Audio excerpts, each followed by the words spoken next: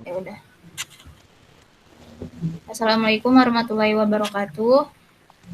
Waalaikumsalam warahmatullahi wabarakatuh. Di sini kami dari kelompok 7 ingin menjelaskan tentang proyek yang kita buat, yaitu data pasien. Langsung saja, Habibi. Oke, baik, terima kasih. Pertama-tama kita harus membuat nama database-nya dulu ya teman-teman. Di sini nama database-nya yaitu data pasien dengan dua tabel, yaitu ada tabel pasien dengan tabel login juga. Untuk tabel pasien sendiri, sebenarnya login. Untuk tabel pasien sendiri di sini ada 6 field ya. Di antaranya ada NIK, ada nama, jenis kelamin, alamat, jenis poli, dan nomor HP. Kita bisa lihat strukturnya dari sini. Untuk NIK sendiri, tipe datanya varchar, semuanya sama ya, varchar juga. Di sini ada ukurannya, ada 12, ada 40, ada 30, dan seterusnya. Dan NIK ini sebagai primary key-nya, kita langsung ke tabel login juga ya. Dan untuk tabel login sendiri, di sini ada dua field, ada username dan password. Untuk primary key-nya itu ada username ya. Setelah database-nya dibuat, maka selanjutnya itu kita membuat nama file config-nya. Di sini kita buat file config-nya yang akan dijelaskan oleh Prabu Ananta. Baik, di sini saya akan menjelaskan cara mengkoneksikan kode database. Untuk mengkoneksikan Java dengan MySQL, kita diminta untuk menambahkan MySQL JBDC driver. Caranya yaitu klik kanan pada project, lalu properties, lalu pilih MySQL JBDC driver, lalu add library. Jika sudah, kita buka file config. Nah, kami isikan script seperti itu ya. Nah, di situ ada import. Nah, yang import itu fungsinya adalah untuk memanggil atau mengimport kelas-kelas pada JBDC driver. Nah, yang dikoneksi itu connection gunanya untuk mengelola koneksi antara Java dan database. Lalu yang browser manager gunanya untuk mengelola browser. Nah, yang SQL exception digunakan untuk menangani kesalahan atau exception yang terkait dengan operasi database. Selanjutnya ada public class config. Pada baris ini kita mendefinisikan kelas config. Kata kunci publik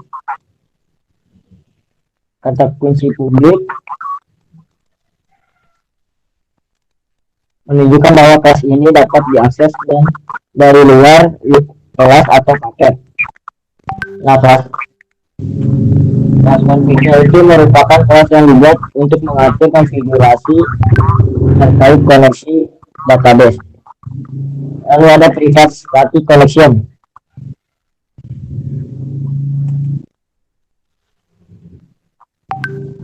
Pada baris ini kita mendeklarasikan variabel koneksi database dengan tipe connection. Kata kunci private menunjukkan bahwa variabel ini hanya dapat diakses di dalam teks config itu sendiri. Kata kunci statis artinya nilai terkait dengan kelas itu sendiri, bukan dengan objek yang dibuat dari kelas tersebut. Lalu ada public status connection config db. Pada baris ini kita mendefinisikan metode config db yang bersifat publik. praktis mengembalikan objek connection dan melempar SQL exception. Metode ini digunakan untuk mengkonfigurasikan data dan mendapatkan koneksi ke database. Lalu selanjutnya ada try. Pada baris ini kita mulai blok try catch untuk menangani pengecualian yang mungkin terjadi saat melakukan koneksi ke database. Nah, string itu di sini sebagai tipe data untuk variabel DB user.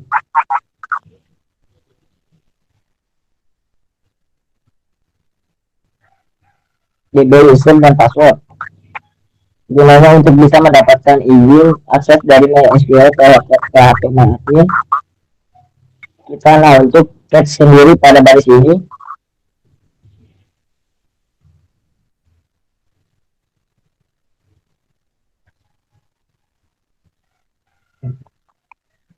Catch sendiri pada baris ini kita menangkap SQL exception yang mungkin terjadi saat menjalankan koneksi ke database. Untuk kalau terjadi kesalahan dalam pengoneksian, biasanya karena SMTP-nya belum dinyalain, maka akan muncul notifikasi gagal koneksi. Nah, selanjutnya retrieve koneksi database.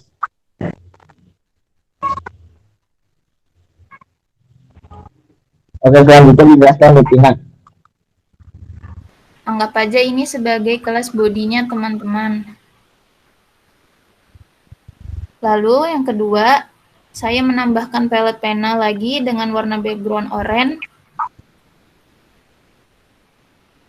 untuk diposisikan sebelah kiri. Dalam HTML ini biasanya dikasih kelas sidebar. Kalau sudah, untuk font yang kita pakai menggunakan Tahoma dengan ukuran 11 dan Century dengan ukuran 12 serta sans serif dengan ukuran 14.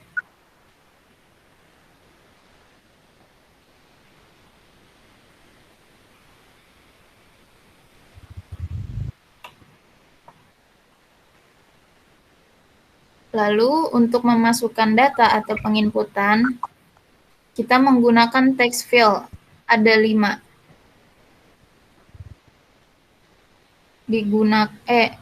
Digunakan untuk menginput nick, nama, jenis kelamin, alamat, jenis poli, lalu nomor HP. 5 tombol button dan tombol button tambah dengan variabel button tambah, ubah,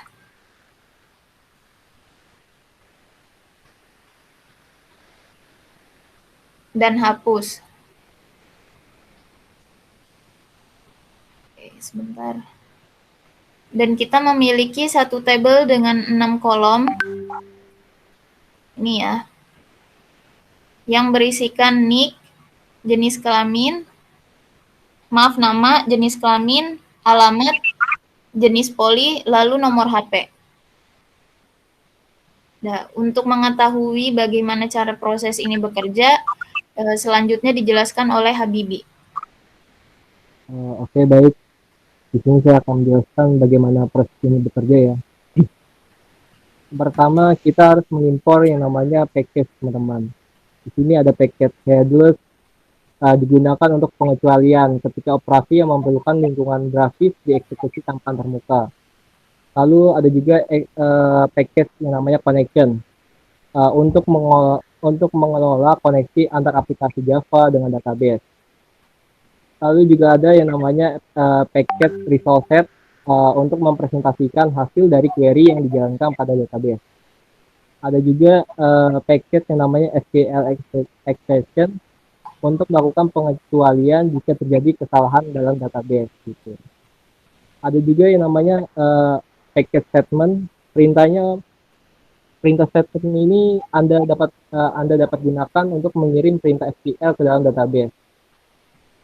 Ada juga package JOption 10 untuk menampilkan dialog dan pesan kepada pengguna dalam aplikasi GUI Java. Lalu ada juga namanya package table default table model.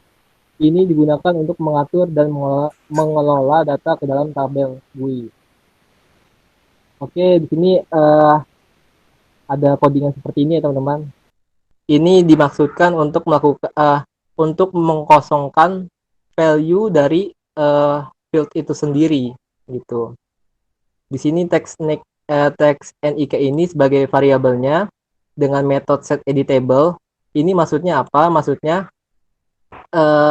field ini bisa kita edit dengan menggunakan metode set editable gitu.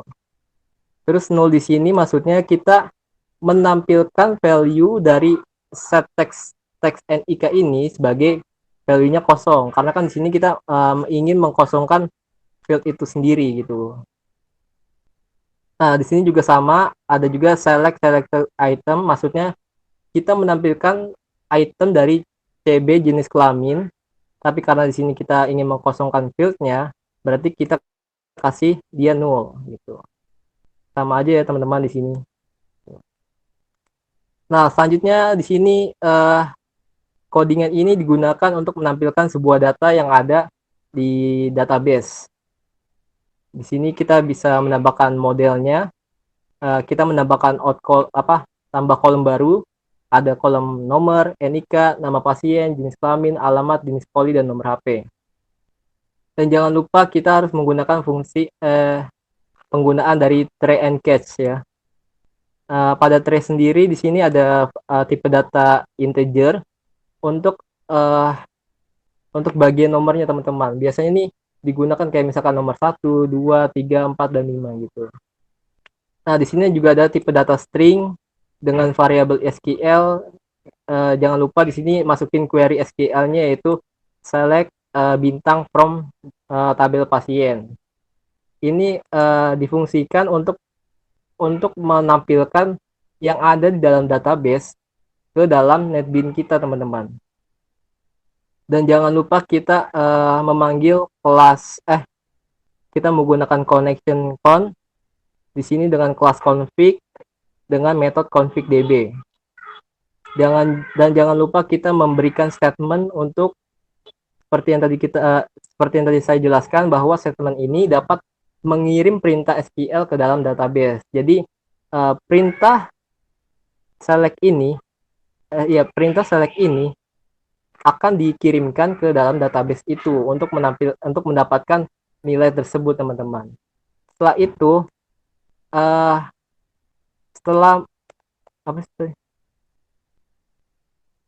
setelah kita mengirimkan perintah tersebut, maka result set di sini akan mempresentasikan hasil value dari database tersebut teman-teman. Nah, pada bagian ini kita menambahkan baris untuk mempresentasikan hasil yang dikirim query-nya. Oke, kita lanjut sini ya. Untuk bagian ini, data yang dipresentasikan oleh result set ini akan dimasukkan ke dalam tabel pasien yang tadi Devina sudah jelaskan ya. Ini variable name-nya dengan nama tabel pasien. Nah, ini. Data yang dipresentasikan oleh query dimasukkan ke dalam tabel pasien atau tabel GUI-nya gitu teman-teman. Nah, ketika ada untuk memasukkan pesan error, kita sebaiknya dimasukkan ke dalam fungsi catch ini teman-teman. Karena di sini ada SQL etc. Nah, di sini ada metode ya teman-teman. Kalau misalkan di sini kita telah membuat metode, maka di sini kita harus kasih metodenya di sini teman-teman agar metode tersebut bisa berjalan gitu. Kalau misalkan kita nggak kasih di sini, maka metode di sini nggak bakal berjalan teman-teman. Nah, kalau untuk perintah ini digunakan untuk melakukan pencarian data karena kan kemarin dosen saya ingin menambahkan sebuah pencarian data berdasarkan alamat dan nomor HP. Namun saya menambahkan semuanya. Jadi kita bisa melakukan pencarian NIK, nama, jenis kelamin, alamat, jenis poli, dan nomor HP. Selanjutnya di sini ada untuk melakukan penambahan data. Di sini kita juga menggunakan pakai try and catch ya. Untuk try sendiri seperti yang tadi saya jelaskan bahwa string di sini adalah tipe datanya. Sedangkan insert ini untuk melakukan penambahan data ke dalam database. Dan jangan lupa kita juga menambahkan ini ya teman-teman untuk melakukan konfigurasi atau mengkoneksikan antara aplikasi NetBeans-nya ke dalam database-nya. Di sini kita mempersiapkan dan mengeksekusi pernyataan SQL yang mengandung parameter. Kita menggunakan yang namanya prepared statement. Selanjutnya juga untuk melakukan eksekusi, maksudnya PSTM execute ini digunakan untuk mengeksekusi pernyataan SQL yang telah dipersiapkan oleh prepared statement gitu. Sebelumnya dengan menggunakan objek prepared statement. Nah, di sini juga ketika data tersebut berhasil ditambahkan, maka di sini kita menambahkan yang namanya submisek dialog untuk menampilkan sesuatu yang menampilkan informasi gitulah. Menampilkan informasi berhasil menambahkan data pasien. Dan jangan lupa di sini kita menambahkan metodenya ya teman-teman, karena sini telah ditambahkan berarti di sini kita harus menampilkan datanya juga, dan juga gini melakukan kosongan data pada field tersebut. Jadi ketika datanya ditambahkan, maka field tersebut akan dikembalikan ke posisi nolnya teman-teman. Nah, seperti biasa untuk cat sendiri untuk melakukan pesan ketika terjadi kesalahan, maka dia akan menampilkan kesalahannya. Gitu. Di sini ada button logout ya teman-teman. Untuk button logout sendiri, ini nggak langsung keluar aplikasi, tapi dikembalikan ke arah login. Jadi kalau misalkan kita melakukan logout, maka akan diarahkan ke bagian file login ini teman-teman. Jadi nggak langsung keluar aplikasi. Gitu. Terus di sini juga ada untuk button ubah ya. Digunakan untuk melakukan pengubahan data. Misalkan kita mau mengubah NIK, nama dan sebagainya, maka fungsi program ini harusnya dijalankan teman-teman. Di sini ada fungsi try and catch juga, sama seperti yang tadi, sama kayak tambahan, cuma yang membedakannya itu di bagian ini, di bagian query dari SQL-nya. Kalau yang tadi itu insert, berarti untuk yang ubah adalah update, teman-teman. Gitu. Sama aja di sini juga harus menampilkan metodenya juga. Lalu untuk yang ini, gunanya untuk ketika kita melakukan perubahan sesuatu. Karena kan kalau di NetBeans sendiri kan, untuk melakukan pengubahan itu kita harus yang namanya mencet tabelnya dulu. Jadi tabelnya harus dipencet dulu. Misalkan kita mau mencet tabel 1 nih dengan nama siapa, maka kita bisa melakukan pengubahan. Contohnya, saya kasih contoh dulu sebentar ya. Misalkan kita run dulu.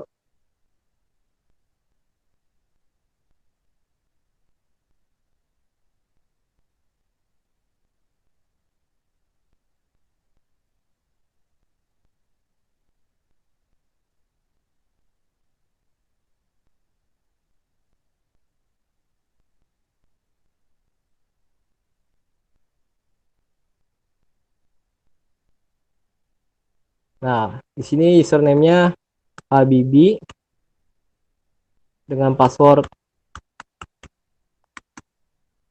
Klik tombol login.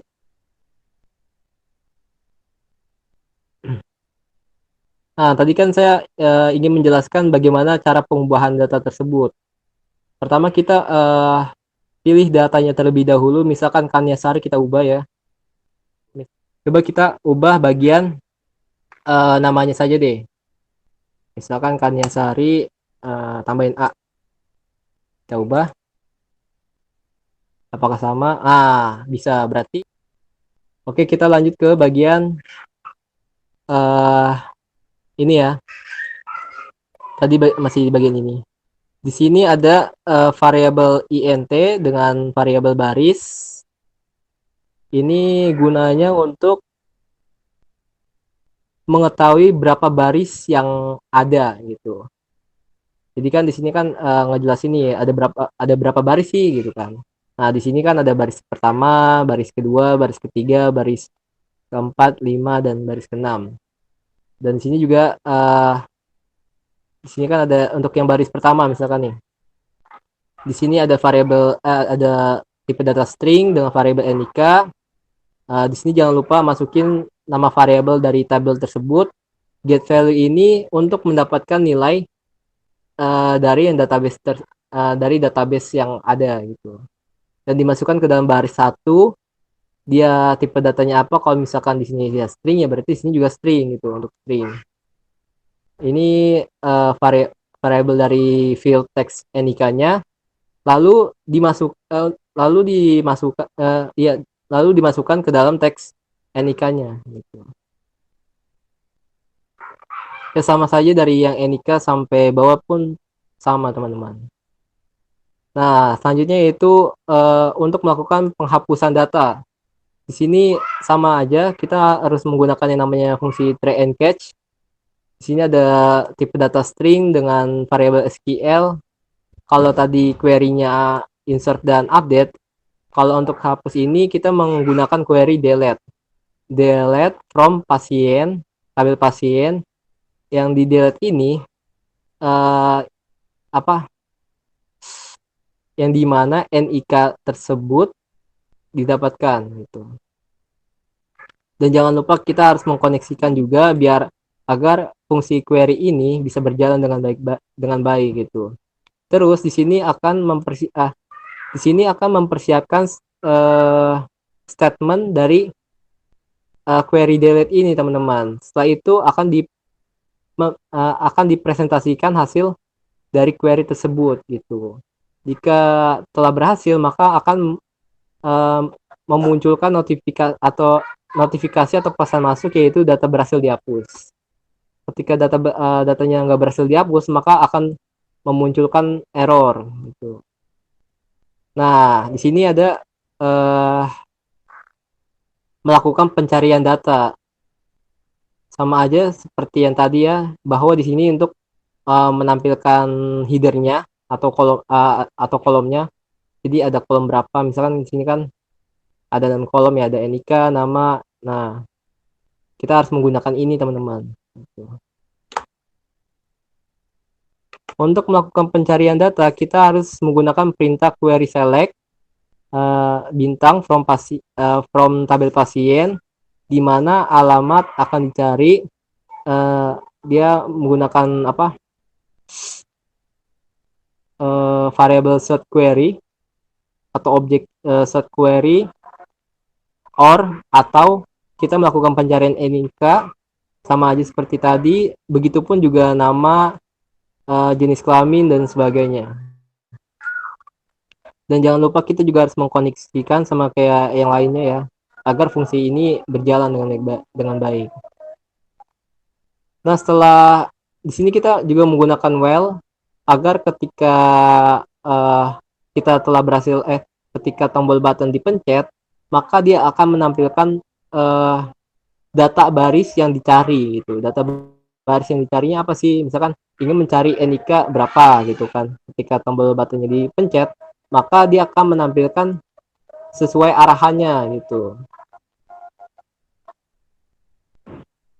Dan setelah berhasil dicari, dia akan dimasukkan ke dalam tabel pasien dalam tabel yang ada di GUI ini teman-teman. Ketika tidak berhasil, maka dia akan mengeluarkan pesan kesalahan gitu. Ya, mungkin itu aja yang bisa saya sampaikan. Sekarang kita coba codingannya teman-teman. Kita melakukan tambah data, ubah data, hapus data dan pencarian data dan sebagainya. Kita ulang ya, kita logout dulu. Nah, seperti yang saya bilang, di sini dia akan memunculkan pesan message dialognya. Ketika kita yes, maka dia nggak akan keluar. Dia akan menampilkan halaman loginnya gitu. Tapi kalau misalkan kita pencet di loginnya keluar, maka aplikasinya akan keluar, teman-teman. Kita coba lagi ya. Kita run.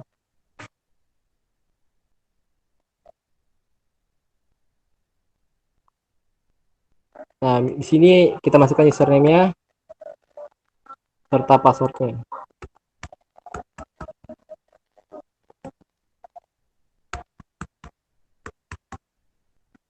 Login. Nah, misalkan kita mau nambahkan tambah data dulu ya, teman-teman. Misalkan 19, 10, 11, 40, 23 misalkan. Misalkan namanya Ibnu Putra. Misalnya laki-laki, alamatnya Ceger. Sekolahnya radiologi, nomor HP-nya kita tambahkan. Nah, data telah berhasil ditambahkan dengan tombol button dan query insert tadi. Lalu bagaimana kita melakukan pengubahan data? Kita pilih dulu nih apa yang mau kita ubah. Misalkan data si Ibnu, oh ternyata dia bukan di alamat Ceger gitu kan. Ternyata dia di alamat misalkan Puri Beta gitu. Puri Beta. Kita klik tombol button ubah. Nah, data juga udah berhasil diubah juga. Misalkan kita mau ingin menghapus data, sama aja kita harus mengklik dulu data yang mana yang mau dihapus. Misalkan data Kanyasari kita ingin hapus, kita hapus. Nah, data berhasil dihapus. Bagaimana dalam pencarian data? Misalkan kita mau mencari data dengan berdasarkan NIK-nya. Gitu. Misalkan 19, 10, 11, 40, 30. Kita cari data. 19, 10, 11, 40. Oh, kurang 10, teman-teman. 40, 10, 30. Nah, data berhasil ya kan, teman-teman, dari berdasarkan NIK-nya. Bagaimana kalau misalkan berdasarkan namanya? Misalkan kita mencari nama Devina, sedangkan di tabel itu nggak ada nama Devina, misalkan. Kita cari, nah nggak ketemu kan, karena kan datanya belum masuk gitu. Bagaimana kalau misalkan kita mencari nama Ibnu? Nah, ketemu. Untuk pencarian nama telah berhasil. Bagaimana kalau kita tambahkan satu lagi? Sini kan baru laki-laki nih. Kita tambahkan perempuannya.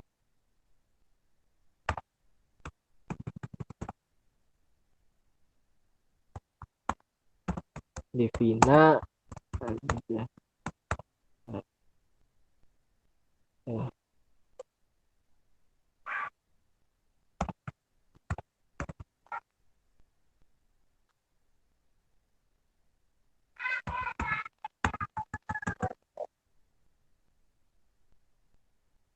Bagaimana kita akan melakukan pencarian berdasarkan jenis kelaminnya? Karena di sini kebanyakan laki-laki, kita pilih perempuan. Apakah berhasil? Nah, berhasil juga ya teman-teman untuk pencarian jenis kelaminnya. Kita coba kita melakukan pencarian berdasarkan alamatnya. Ceger. Berhasil juga. Lalu kita akan mencari berdasarkan jenis polinya.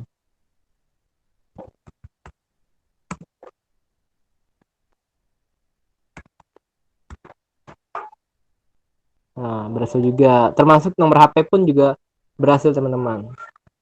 Nah, itu untuk pencarian data, tambah data, ubah data, hapus data, serta melakukan logout, teman-teman. Ya, baik, itu saja yang mungkin dapat saya sampaikan. Kurang lebihnya mohon dimaafkan apabila ada kesalahan dalam pemahaman yang saya jelaskan. Mohon dimaafkan. Saya kembalikan ke Devina.